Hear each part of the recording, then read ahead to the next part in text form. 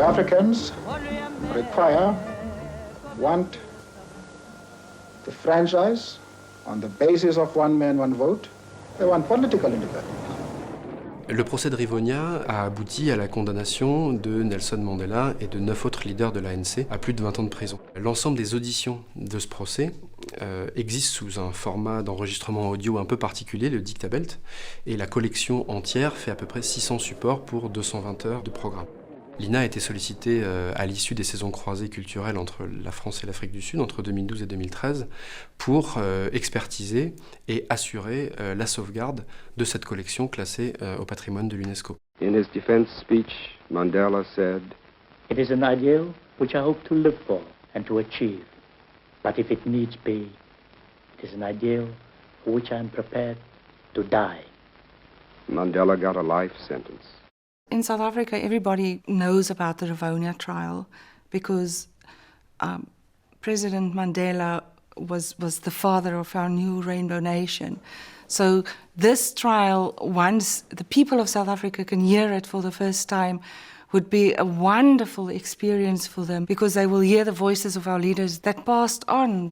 It will now be the first time in about 51 years where we will be able to hear the Rona trialists talking to us, saying in their own words what they actually said at the court case.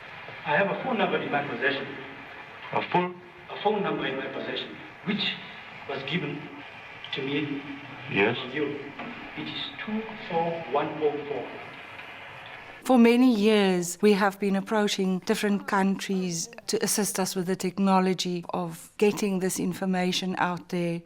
But it's the first time that somebody came to the party and said, you know what, we are going to make a plan for you. Let's talk about it. And we talked and negotiated, and INA even made money available for this. It's a great privilege to be working with people, with an institute like INA. Pour mener à bien ce projet de numérisation et de restauration de ces supports particuliers que sont les Dictabelt, l'INA a donc conclu un partenariat avec le CNRS et en particulier avec un de ses collaborateurs, Henri Chamou, l'inventeur d'une machine qui est capable de lire et de numériser en haute qualité ces supports particuliers. J'ai adapté au Dictabelt l'archéophone qui était initialement destiné donc à lire les cylindres de cire, en créant un mandrin qui a la particularité d'être extensible et de pouvoir tendre le Dictabelt sous forme d'un cylindre. Ce procédé apporte pas mal d'avantages, sachant que les machines natives propres à ce procédé d'Afrique du Sud, eh bien, ces machines ont disparu. Nous avons une démarche technique et philosophique de traitement de l'ensemble de ces presque 600 Dictabelt.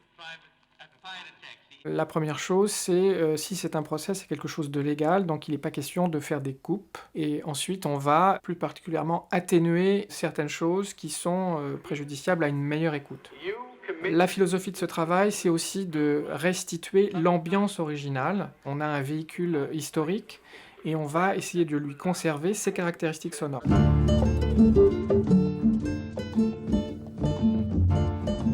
À terme, ce projet pourra également impliquer un transfert de compétences vers nos partenaires sud-africains afin qu'ils puissent poursuivre eux-mêmes la numérisation de leur collection de Dictabelt qui compte plus de 50 000 supports. The testimonies that was done during this trial formed the basis of where our democracy started. This was a landmark trial in the history of South Africa's struggle for liberation.